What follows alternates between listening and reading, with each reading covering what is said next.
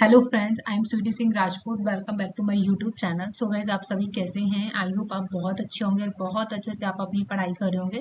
जैसे कि आज है 23 मई 2023, daily current affair by SSR. इस लेक्चर में हम डेली कवर करते हैं बहुत सारी चीज़ों को। सो प्लीज़ आप वीडियो के लास्ट तक बने रहिएगा। आज के हम करंट अफेयर में बहुत सारी चीज़ों को डिस्कस करेंगे। ओके, ये लेक्चर आपके और कॉम्पिटिटिव एग्जाम के लिए सफिशिएंट होता है। डेली इस लेक्चर में हम डे ऑफ द वर्ड को डिस्कस करते हैं। ये लेक्चर आपको बाइलिंगुअल मिलता है, Hindi plus English. And daily morning में सुबह 6 बजे मैं इस वीडियो को अपलोड कर देती हूँ। सो गाइज, अगर आप मेरे चैनल पर न्यू हैं तो प्लीज़ आप मेरे चैनल को सब्सक्राइब कर लीजिए और बेल आइकन पे क्लिक कर दीजिए, ताकि जो भी मेरी वीडियोस आए वो उस वीडियो की नोटिफिकेशन आप तक पहुंच जाए। सो अब देर न करते हुए स्टार्ट कर लेते हैं सेशन। ओके, एंड आप सभी को कमेंट बॉक्स में लिखना है, टाइप करना है जल्दी से। जय हिंद, जय भारत, बड़े जोश के साथ लिखिएगा आप सभी। Okay, and thought of the day है आज का गाइस, बहुत ही प्यारा है।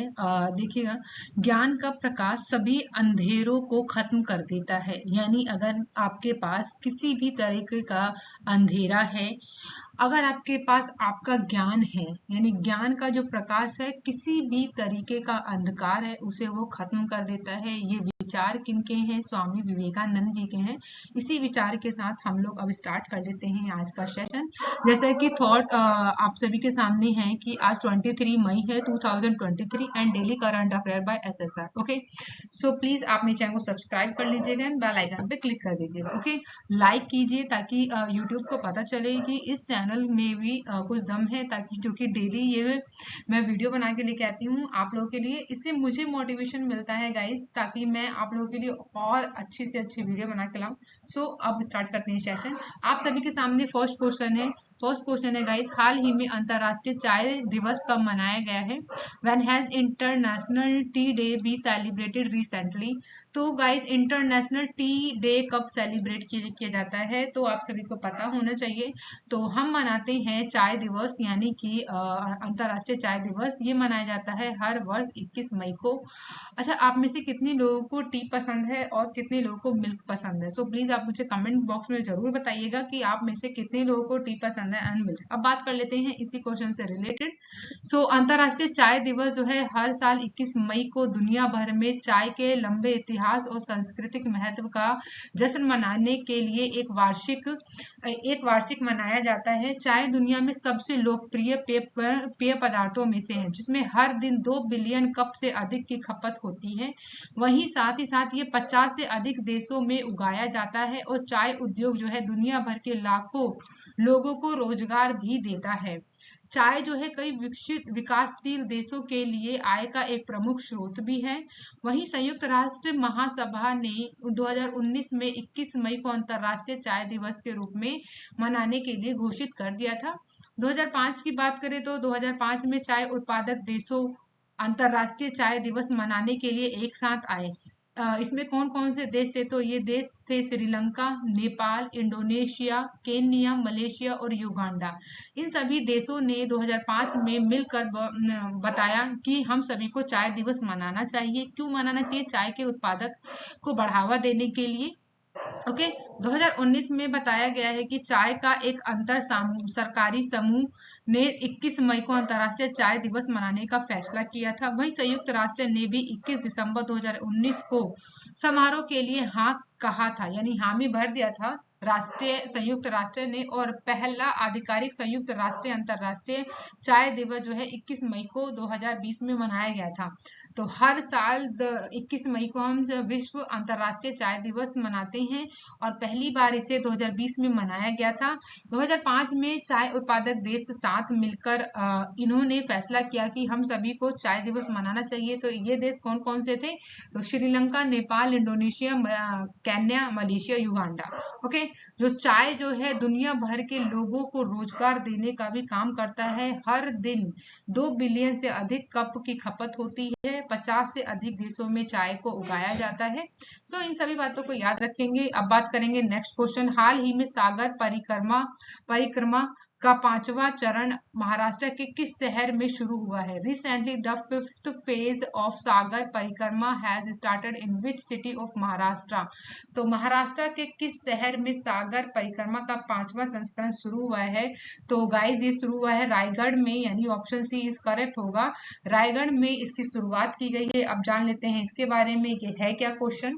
तो केंद्रीय मत्स्य पालन और पशुपालन और डेयरी मंत्री पुरुषोत्तम रूपाला ने 17 मई को करंजा रायगढ़ महाराष्ट्र के सागर परिक्रमा यात्रा चरण 5 का शुभारंभ किया है।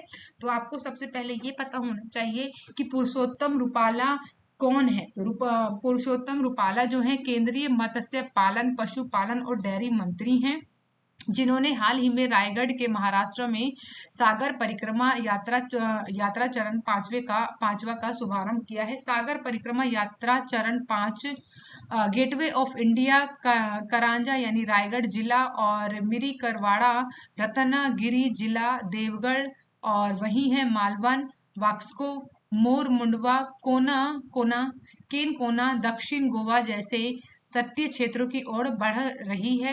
वहीं सागर परिक्रमा यात्रा जो चरण 5 है 7 मई 2023 को शुरू किया गया था और इसे 19 मई 2023 को कानाकोना गोवा में समाप्त हो गया है।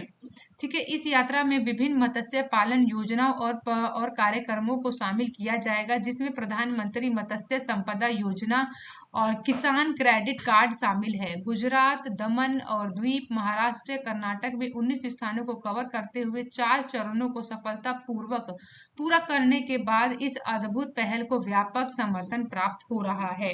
तो हाल ही में महाराष्ट्र के रायगढ़ में अभी मनाया गया है सागर परिक्रमा यात्रा चरण 5, जिसका अभी समापन हो गया है, जो कि 7 मई 2023 को शुरू हुआ था। वहीं 19 मई 2023 को यह समाप्त हो गया है गोवा में। अब बात करेंगे नेक्स्ट क्वेश्चन है जो कि थर्ड है। हाल ही में हिंदुजा ग्रुप के चेयरमैन का निधन हुआ है, उनका क्या नाम था? तो ये है हिंदुजा ग्रुप के चेयरमैन। अब बात करते हैं कि इनका नेम क्या था। तो recently the chairman of Hinduja group has passed away, what was his name? तो करेक्ट ऑप्शन है गाइस, इनका नाम था एसपी हिंदुजा। एसपी हिंदुजा जो है जो कि क्या है चेयरमैन थे हिंदुजा ग्रुप के, जिनका हाल ही में अभी निधन हो गया है। अब बात कर लेते हैं इन्हीं के बारे में। तो हिंदुजा बंधुओं में सबसे बड़े और हिंदुजा ग्रुप के अध्यक्ष हैं श्री चंद्र परमानंद हिंदुजा का लंदन में निधन हो गया है। वह पिछले कुछ समय से अव्यवस्थित चल रहे थे और इनका जो निधन है 87 इयर्स में इनका निधन हो गया है। यह अपने पारिवारिक व्यवसाय को बढ़ाया है इन्होंने, जिसमें वाणिज्यिक वाहन निर्माता अशोक लैंडलेड और निजी बैंक इंसाइडेड शामिल हैं। इनकी जो ग्रुप है 2 लाख से अधिक लोगों को रोजगार देती है। तो ये सभी बातों को याद रखना है आपको। तो हिंदुजा ग्रुप के जो चेयरमैन है उनका अभी हाल ही में निधन हो गया है। बात करेंगे नेक्स्ट क्वेश्चन। हाल ही में दक्षिण एशिया युवा टेबल टेनिस चैंपियनशिप 2023 में भारत ने कुल कितने गोल्ड मेडल जीते हैं? तो how many gold medals have been won by India in the recently South Asia youth table tennis championship 2023? तो हाल ही में दक्षिण एशिया युवा टेबल टेनिस चैंपियनशिप 2023 में भारत ने कुल 16 गोल्ड मेडल अपने नाम कर लिए हैं। So congratulation guys. ओके, तो करेक्ट ऑप्शन होगा ऑप्शन बी, यानी कि 16 गोल्ड मेडल भारत ने जीत लिए हैं। 3 दिवसीय अंतरराष्ट्रीय कार्यक्रम जो चला है south Asian youth table tennis championship 2023 का समापन 17 मई को ईटानगर में हुआ है। इस आयोजन में 6 देशों जैसे कि भूटान, बांग्लादेश, भारत, मालदीव, श्रीलंका, नेपाल से 100 से अधिक एथलीटों ने भाग लिया है। अरुणाचल प्रदेश के राज्यपाल लेफ्टिनेंट जनरल के.टी. परनाइक और दोरानजी खांडू इंडोर स्टेडियम ईटानगर के मुख्य अतिथि के रूप में समापन समारोह में शामिल हुए थे। वहीं मेजबान भारत ने 17 मई को दोराजी खांडू इंडोर स्टेडियम में अंतिम दिन सभी स्वर्ण पदक जीत लिए हैं। इसके अलावा भारतीयों ने एकल में 4 रजत पदक भी जीते हैं। श्रीलंका, बांग्लादेश, मालदीव भी पदकों में शामिल थे, जबकि भूटान, जिसने केवल एक एकल स्पर्धा का भाग लिया था, एक भी पदक नहीं जीत सका है। तो कॉन्ग्रेचुलेशन गाइस, भारत ने 16 पदक जीत लिए हैं, वो भी गोल्ड मेडल। ओके, चैंपियनशिप के दूसरे दिन भारत ने अंडर 15 में लड़कों ने, अंडर 19 में लड़कियों ने, अंडर 15 लड़कियों के 3 स्वर्ण पदक अपने नाम किए हैं, जबकि नेपाल ने अंडर 19 लड़कों में स्वर्ण पदक जीता है। अंडर 19 बॉयज सिंगल में अंकुर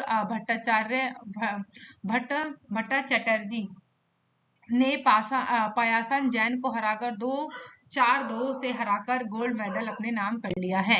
अब बात करेंगे नेक्स्ट क्वेश्चन। हाल ही में फ्रांस के कांस अंतरराष्ट्रीय फिल्म महोत्सव में भारतीय पवेलियन का उद्घाटन किसने किया है?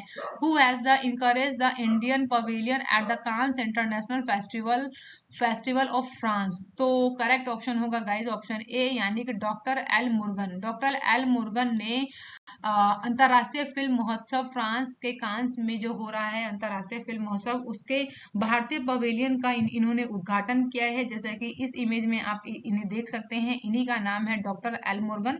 ओके, अब बात कर लेते हैं इससे रिलेटेड पॉइंट्स के। तो सूचना प्रसारण राज्य मंत्री हैं डॉक्टर एल मुर्गन, जिन्होंने 16 से 17 मई तक कान फेस्टिवल फिल्म महोत्सव में भारतीय प्रतिनिधिमंडल का नेतृत्व करेंगे। वहीं उनके साथ द एलिफेंट विस्पेयर फेम के फिल्म निर्माता हैं गुनीता मोगा, भारतीय अभिनेत्री हैं मानुषी छिल्लर, ईशा गुप्ता और प्रशासित मणिपुरी अभिनेता कांगाबम तोम्बा भी रहेंगे।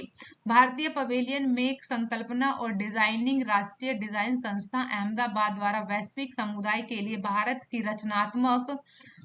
रचनात्मक अर्थव्यवस्था का प्रदर्शन विषयों के साथ की जा रही है। मंडप का नेक्स्ट पॉइंट है, मंडप का डिजाइन सरस्वती यंत्र से प्रेरित है। वहीं देवी सरस्वती की अमूर्ति प्रतिनिधि है। कानू बहल की आगरा और अनुराग कश्यप की कैंडी सहित 4 भारतीय फिल्मों ने कांस फिल्म फेस्टिवल में आधिकारिक चयन के लिए जगह बना ली है। इसके अलावा मार्चे डू फिल्म्स ने कई भारतीय फिल्में दिखाई गई हैं। फिर नेक्स्ट है क्लासिकल वर्ग में मणिपुरी फिल्म ईशान हो प्रदर्शित की जाएगी। एंड कांस फेस्टिवल के बारे में याद करें तो क्या है, इसके बारे में जाने तो कांस फेस्टिवल जो है हमारा कांस फिल्म फेस्टिवल कांस फ्रांस के प्रतिवर्ष आयोजित होने वाला सबसे प्रतिष्ठित अंतर्राष्ट्रीय फिल्म समारोह में से एक है। यह महोत्सव जो है पहली बार 1946 में स्थापित किया गया था। तब से यह वैश्विक फिल्म उद्योग में एक प्रमुख कार्यक्रम बन गया है। तो कांस फेस्टिवल के बारे में इतनी सभी बातों को याद रखिएगा। नेक्स्ट क्वेश्चन है 6। हाल ही में नासा ने भू-स्थान एक फाउंडेशन मॉडल के लिए एक प्रौद्योगिकी की कंपनी के साथ साझेदारी की है। तो NASA has the partnered and with which technology company for a geospatial foundation model? तो करेक्ट ऑप्शन है IBM के साथ नासा ने भू-स्थान एक फाउंडेशन मॉडल के साथ प्रौद्योगिकी के साथ साझेदारी कर ली है। सो नेशनल एरो, अब बात करते हैं यहाँ पे बात करना है हमें नेशनल, बात की जाए नासा की, तो नासा जो है एक नया भू-स्थानिक नीव मॉडल लॉन्च करने के लिए IBM के साथ सहयोग किया है। उसने AI आधारित संरचना सैटेलाइट डेटा जलवायु जोखिम के बारे में जानकारी प्रदान करेगा। इसका काम है सैटेलाइट डेटा का काम है जलवायु जोखिम के बारे में जानकारी को प्रदान करना। तो नासा ने IBM के साथ समझौता किया है भू-स्थानिक नीव मॉडल लॉन्च करने के लिए। बात करेंगे नेक्स्ट क्वेश्चन की, जो कि है 7। हाल ही में 37 में राष्ट्रीय खेलों में किस पारंपरिक खेलों को शामिल किया जाएगा? Which traditional sports which will be include in the 37 national games recently? तो गाइस करेक्ट ऑप्शन होगा ऑप्शन सी, यानी कि गतका करेक्ट ऑप्शन है। गतका को हाल ही में राष्ट्रीय खेलों के लिए पारंपरिक जो कि हमारे ट्रेडिशनल स्पोर्ट्स हैं उसमें शामिल कर लिया गया है राष्ट्रीय खेलों में, नेशनल गेम्स में। बात करते हैं इसी के बारे में। भारतीय ओलंपिक संघ ने घोषणा की है कि 37 में राष्ट्रीय खेल 2023 की मेजबानी अक्टूबर में गोवा के द्वारा की जाएगी। तारीखों की घोषणा के बाद की जाएगी। यह पहली बार है कि गोवा राष्ट्रीय खेलों की मेजबानी करेगा, ये याद रखिएगा। साथ ही 36वें राष्ट्रीय खेलों की शुरुआत 2016 में गोवा में आयोजित किया जाना था, लेकिन कई बार लेकिन इसे कई बार किसी कारणवश स्थगित कर दिया गया। फिर बाद में गुजरात को हस्तांतरित कर दिया गया था, तब भी गोवा में नहीं आयोजित कर पाए थे हम लोग। एंड 36वें राष्ट्रीय खेल गुजरात के 6 शहर थे, गांधीनगर, अहमदाबाद, सूरत, वडोदरा, राजकोट और भावनगर, जो कि 27 सितंबर से 10 अक्टूबर तक आयोजित किया जा रहा था। वहीं 35वां राष्ट्रीय खेल जो है 2015 में हुआ था, वो भी केरला में आयोजित किया गया था। तो 37वां राष्ट्रीय खेल 2023 में गोवा में आयोजित किया जाएगा, ये याद रखिएगा। नेक्स्ट पॉइंट है कि भारत का पहला राष्ट्रीय खेल भारत का पहला राष्ट्रीय खेल किस वर्ष हुआ था? तो 1924 में लाहौर में भारतीय ओलंपिक खेलों के रूप में आयोजित किया गया था। वही बात करें भारतीय ओलंपिक संघ की, तो इसकी स्थापना कब हुई थी? 1927 में हो गई थी। भारतीय ओलंपिक संघ भारत में ओलंपिक आंदोलन और राष्ट्रीय खेलों के लिए एक शासी निकाय है। यह एक अंतर्राष्ट्रीय ओलंपिक समिति के मान्यता प्राप्त निकाय है, जो ओलंपिक, एशियाई और अन्य बहुराष्ट्रीय खेल आयोजनों के लिए भारतीय टीमों को भेजता है, जहां पे दोराबाजी टाटा आईओ के पहले अध्यक्ष थे। वहीं कार्यवाहक अध्यक्ष थे अनिल खन्ना, और इसका मुख्यालय की बात की जाए तो नई दिल्ली में है। तो भारतीय ओलंपिक संघ के बारे में आपको इतनी सभी बातों को याद रखना होगा। अब बात कर लेते हैं नेक्स्ट क्वेश्चन, जो कि है 8 हाल ही में किस देश ने हेमंत नदी के पानी के अधिकारों का उल्लंघन करने के लिए अफगानिस्तान को चेतावनी जारी कर दी है? तो recently which country has issue the warning to Afghanistan for the violating the right of Helmand river water? तो गाइस करेक्ट ऑप्शन है, ये काम किया है ईरान ने अभी हाल ही में जारी कर दिया है, चेतावनी जारी की है किसे? अफगानिस्तान को, कि हेमंत नदी के पानी के अधिकारों का वह उल्लंघन कर रहे हैं। तो इस पर्टिकुलर इमेज में आप देख सकते हैं, ये है वो रिवर। नेक्स्ट है अफगानिस्तान के हेमंत प्रांत में बने कमाल खान बांध। तो बात करते हैं, यहाँ पे कलर चेंज करते हैं पेन का। तो कमाल खान बांध के उद्घाटन के मौके पर गिनी ने कहा है कि उनका देश ईरान के पानी को लेकर अधिकारों के लिए प्रतिबंधित है। ईरान और अफगानिस्तान के बीच 70 के दशक में जल संधि हुई थी। वहीं अफगान सरकार जो है उसी के तहत बांध बनाने पर जोर देती रही है, लेकिन ईरान ये कहते हुए पीछे हट रहा है कि इस तरह के बांध बनाने से झीलों और दूसरे क्षेत्रों की पारिस्थितिक तंत्र को नुकसान पहुंच सकता है। अफगानिस्तान में 2 बड़ी नदियां हैं जो कि पूर्व दिशा की ओर ईरान जाती हैं। वहीं पहली है हेमंद, और जिसे हीरा मंद भी कहा जाता है, दूसरी है हारी रूद।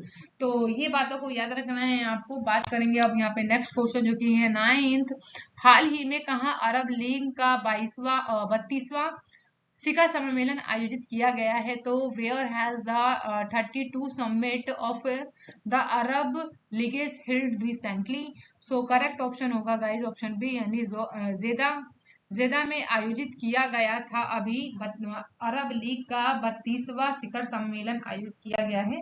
बात करेंगे आज के सेशन का लास्ट क्वेश्चन है, जो कि 10th है, हाल ही में कर्तव्य पथ और पॉकेट मैप का अनावरण किसके द्वारा किया गया है? Who has recently unveiled and pocket map of duty पथ? तो करेक्ट ऑप्शन होगा गाइस यहाँ पे ऑप्शन 10 का गाइस करेक्ट होने वाला है ऑप्शन ए, यानी कि बात करेंगे यहाँ पे ऑप्शन ए, यानी कि नरेंद्र मोदी ने इसका उद्घाटन किया है।